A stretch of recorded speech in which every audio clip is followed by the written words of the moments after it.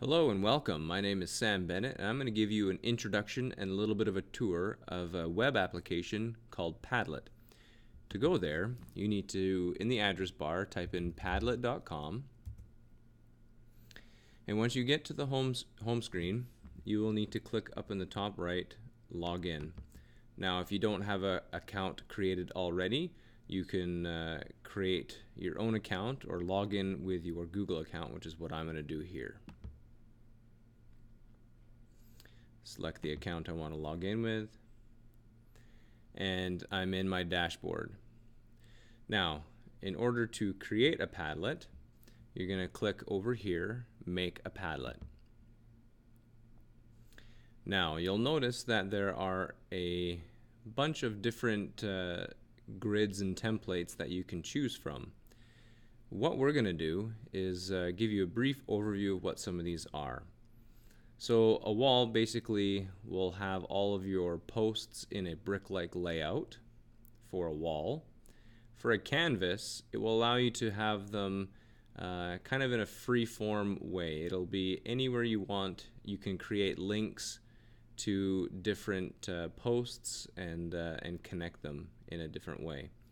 A stream is basically just an easy top-to-bottom feed that you can scroll through. Grid is very similar to the wall, but the heights of the columns are defined by the tallest post, and so there'll be some empty space. The shelf is basically stacks of content that are in columns. It's good for organizing different ideas. And then the last one is called a back channel. A back channel is basically a chat-like interface where people can make comments and post in real time in the background. So what I'm going to do is I'm going to select Canvas, as I feel that is the most user-friendly and provides the most options.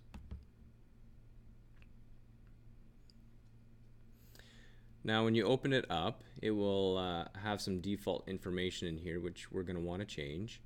And these are the settings for my Padlet. So I'm going to change the title to my first Padlet. The description you can change as well. And I'm going to make the description something awesome.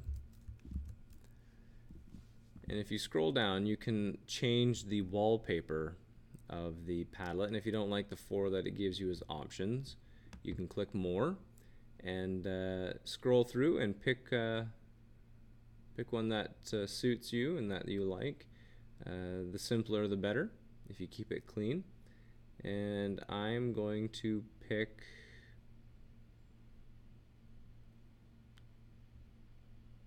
this one here, the chalkboard. And to get back to your settings, just click the left arrow. We'll skip the themes because that's only included with premium plans, which we'll go over in a different video. You can change the icon of your Padlet, so you can click more and there are many icons to choose from. And this is my first Padlet, so I'm going to pick the first place trophy. Click back. Now, here are some security settings and collaboration settings that you can put in here for your students. So, attribution, if you select this, it'll display the author's name above their post. And of course, we want to select to reduce profanity, and it'll replace any bad words with some nice emojis. Comments, we can click here to allow users to comment on posts. And also we can click here to allow reactions. And of course we can change the reaction, so we can have like posts, we can up or down vote, we can have a rating of 1 to 5 stars, and if we wanted to, we could grade them with a numeric value, and we can set that value down here. I'm just going to leave it as a like. And then of course we can add tags to our Padlet that will be meaningful, that people will be able to search if we make this public. Once we're done that, we go and select next. And here's where we do a little bit more with the privacy of who can actually see our Padlet and who can access it and make changes.